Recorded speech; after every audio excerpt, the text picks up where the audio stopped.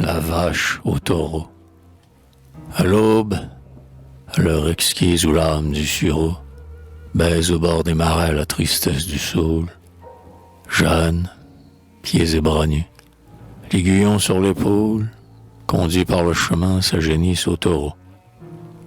Compagnonnage errant de placides femelles, plantureuse Vénus de l'animalité, qui, dans un nonchaloir plein de bonne santé, s'en vont à pas égaux comme deux sœurs jumelles. Si le pied est pesant, les seins sont aussi lourds. L'une a les cheveux drus, l'autre les crins opaques. Et leurs yeux sont pareils à ces petites flaques où la lune projette un rayon de velours.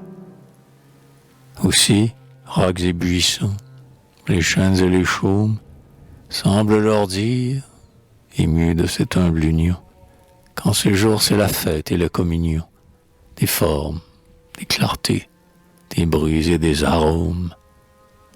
Un seul point les sépare, et ce point-là, c'est tout. Séduit un beau matin par le serpent fait homme, au rameau du plaisir, Jeanne accueillit la pomme, tandis que la génisse est vierge de partout. Ses cornes au bout noir, arquant leurs fines pointes, par son doux visage, et d'un air ingénu, toute neuve, elle apporte à son mâle inconnu ses lèvres de pucelle hermétiquement jointes.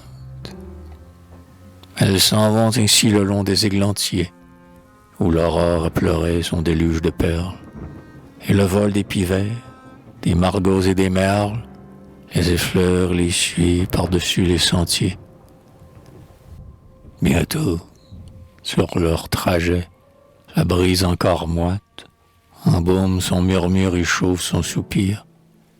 Le lièvre, à travers champs, flâne et vient s'accroupir, et le ciel ressourit à l'eau qui remiroite. La vache, en mal d'amour, brame, le cou tendu, où flairent les gazons, sans danger qu'elle y morde, et la fille, en chantant, l'amène par la corde, ivre et sereine au fond de ce pays perdu.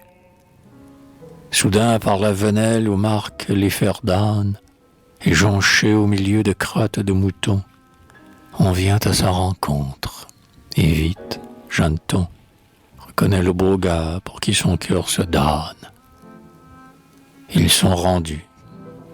Voici le troupeau des canards, qui plongeonne et s'ébat sur l'étang couleur d'huile, le coq sur son fumier, le pigeon sur sa tuile, et les deux chiens grognons, roux comme des renards. Tous les fermiers sont là dans la cour du domaine, depuis l'aïeul joufflu jusqu'au pâtre chafouin, l'un d'eux fixe au barreau d'une voiture à foin, la tore qui mugit, s'effare et se démène. On fait cercle, on s'installe autour du chariot, et bientôt le torrent s'avance d'un pas ferme, laissant le choir de la mort vigouttelé du germe, trapu, la tête courte et le pied maigriot. Il vient, sa longue queue, âpre et bien emmanchée, sur les cuisses, les flancs et jusque sur les reins, agitant se tordant son panache de crin, où claquent des grumeaux de bouse desséchés. Front bourru, mal corné, les yeux sanglants et fous, il bouffe devant lui comme un soufflet de forge, et le fanon ridé qui croule de sa gorge flotte massivement et lui bat les genoux. Sa langue râpeuse, énorme et violette, il fouille ses naseaux alternativement, et par un guttural et rauque beuglement, il aborde d'un trait la vache qui allaite. Alors, ces animaux tremblants et tout émus, comme pour se compter les rudes qui les harassent, se hument longuement, se pourlèchent, s'embrassent, corne à corne, et joignant leurs gros museaux camus. Graves et solennels près de cette voiture, ils ont l'air de comprendre, avec le libre instinct, qu'ils vont se donner là, sous l'œil blanc du matin, le grand baiser d'amour qui peuple la nature. Enfin, quand il a mis son mufle au bon endroit, Jobran, au rayon frais du soleil qui s'adore, renifle dans le vent la senteur qu'il adore, et s'apprête, indécis, boiteux et maladroit. Il marche à reculons, il tournoie, il oblique, puis, ayant consulté sa récente vigueur, darde son air pointu dans toute sa longueur, et s'enlève puissant, fauve et mélancolique. Mais, déséquilibré sitôt qu'il est debout, il use, à tâtonner, son ardeur qui succombe. Il s'y fléchit, il regrimpe et retombe. Et pourtant, le taureau n'est pas encore à bout. En vain les colibets pleuvent du petit groupe. Il se recueille en lui pour un nouvel assaut. Il reflaire, il relèche, il se dresse en sursaut. Et voilà qu'il reprend la vache par la croupe. Ah, bravo!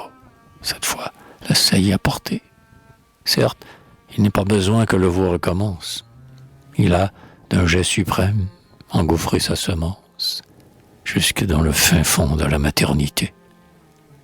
Et tandis que la vache, absolument inerte, cuve un ravissement qui ne peut s'exhaler, le taureau couvre encore, avant de s'en aller, la vierge de 20 mois qu'il a si bien ouverte.